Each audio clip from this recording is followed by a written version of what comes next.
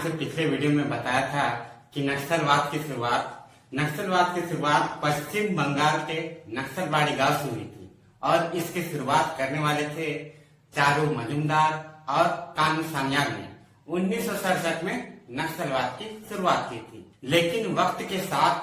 पश्चिम बंगाल में सरकार और हमारे सुरक्षा बल के दबाव के कारण ये नक्सली आसपास के राज्यों में जाने लगे। उन्हीं में से एक राज्य था छत्तीसगढ़।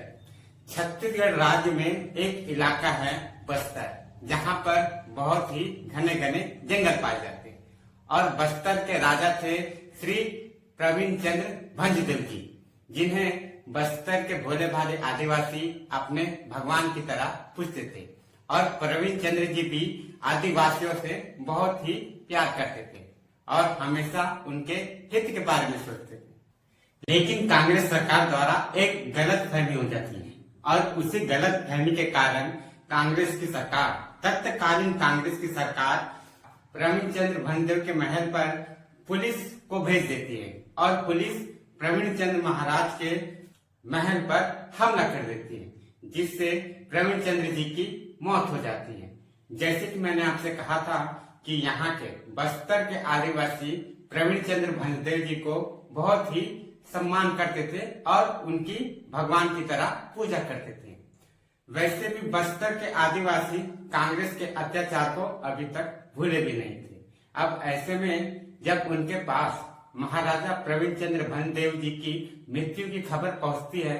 तो सभी आदिवासियों को लगता है कि जैसे अंग्रेज उनके दुश्मन थे वैसे ही सरकार भी उनकी दुश्मन है, उनका कोई भी अपना नहीं है सिवाय महाराजा प्रवीण चंद्र भंजदेव जी को छोड़कर। लेकिन जब उनके पास ये खबर पहुंचती है कि सरकार के द्वारा महाराजा प्रवीण चंद्र भंजदेव जी की मौत हो जाती है तो वे भी नक्सली संगठन से जुड़ने लगे। जैसे कि मैंने आपसे शुरू में कहा कि बस्तर में बहुत ही अत्यधिक घने जंगल पाए जाते और इसी अत्यधिक घने जंगल के कारण पश्चिम बंगाल से जो नक्सली आए थे वे बस्तर में आ गए और अपने राजा की मौत और अंग्रेज द्वारा अत्याचार को सहकर आदिवासियों को लगने लगा कि अपनी लड़ाई अब खुद लड़नी है, इसलिए वे नक्सली संगठन से जुड़ने लगे। छत्तीसगढ़ राज्य 1 नवंबर 2000 के बना था और तब से लेकर आज 2024 तक बीजेपी की पार्टी 3 बार सरकार बना चुकी थी और कांग्रेस की पार्टी 1 बार। लेकिन जब बीजेपी की पार्टी थी तो उनका कहना था कि नक्सली बैकफुटर है और जब कांग्रेस की सरकार बनी तो कांग्रेस की सरकार कहती थी कि नक्सली बैकफुटर है। लेकिन जमीनी हकीकत से आप और हम तो वाकिफ थे। अब ऐसे में समय आता है 2023 का। 2023 में छत्तीसगढ़ में विधानसभा का चुनाव होना था और इस विधानसभा चुनाव में बीजेपी की पार्टी का प्रचार प्रसार करने के लिए हमारे देश के गृह मंत्री श्री अमित शाह जी छत्तीसगढ़ में रैली करने आते हैं और एक रैली संबोधन के दौरान उन्होंने कहा था कि अगर उनकी सरकार बनती है, अगर छत्तीसगढ़ में उनकी सरकार बनती है तो नक्सलियों को चुटकियों में खत्म कर देंगे। और चुनाव परिणाम आते ही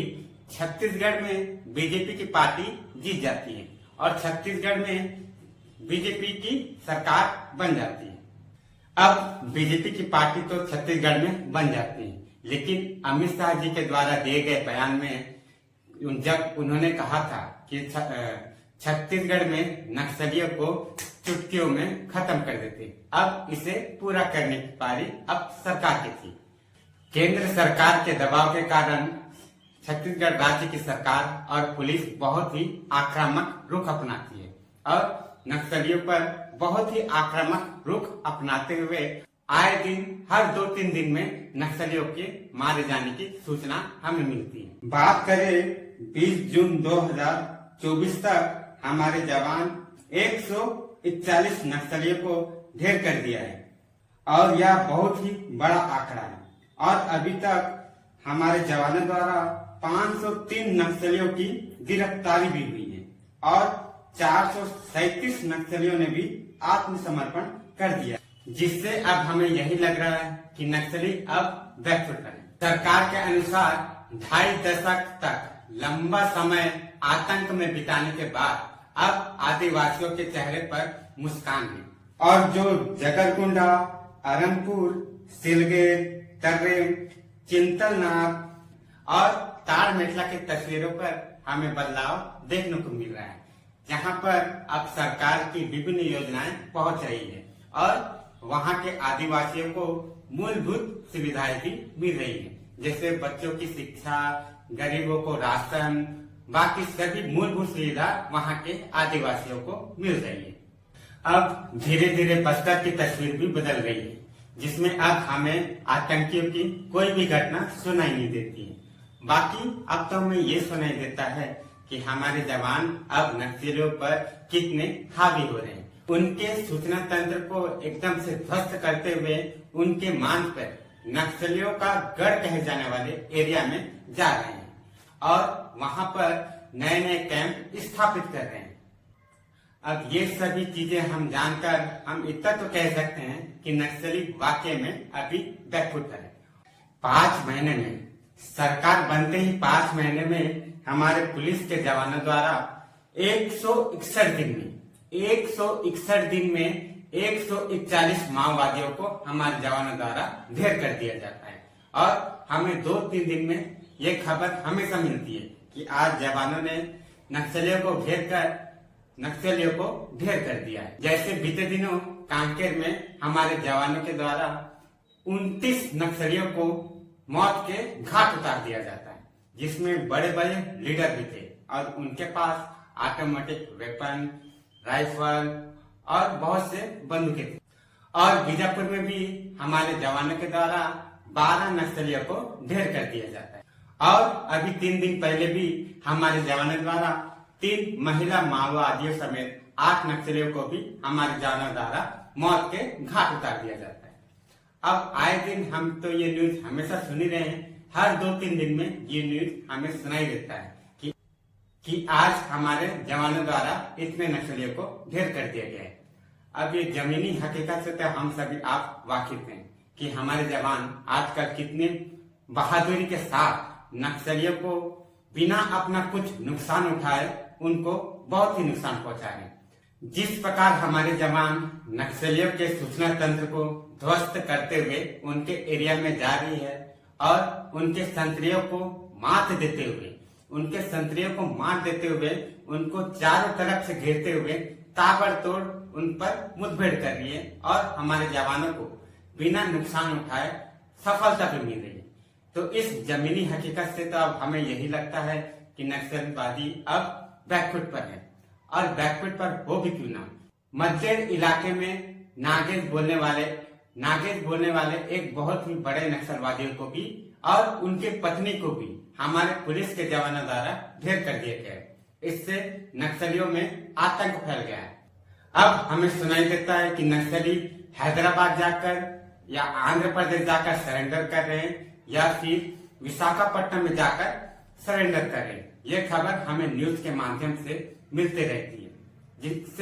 जिससे हमें साफ लगता है कि नक्सली बैकफुट पर है और ताड़मेटला की तस्वीरों पर हमें बदलाव देखने को मिल रहा है,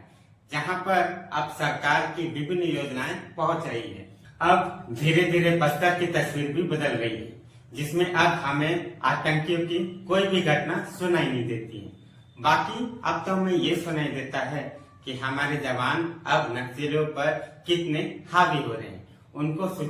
उनके सूचना तंत्र को एकदम से ध्वस्त करते हुए उनके मांग पर नक्सलियों का गढ़ कहे जाने वाले एरिया में जा रहे हैं और वहां पर नए नए कैंप स्थापित कर रहे हैं। अब ये सभी चीजें हम जानकर हम इतना तो कह सकते हैं कि नक्सली वाकई में अभी बैकफुट पर है और हमारे जो जवान जो इतने बहादुरी से इतने कड़ी धूप में बड़े बड़े पहाड़ चढ़कर इन नक्सलियों को खदेड़ रहे हैं, तो इसके लिए एक लाइक तो बनता है।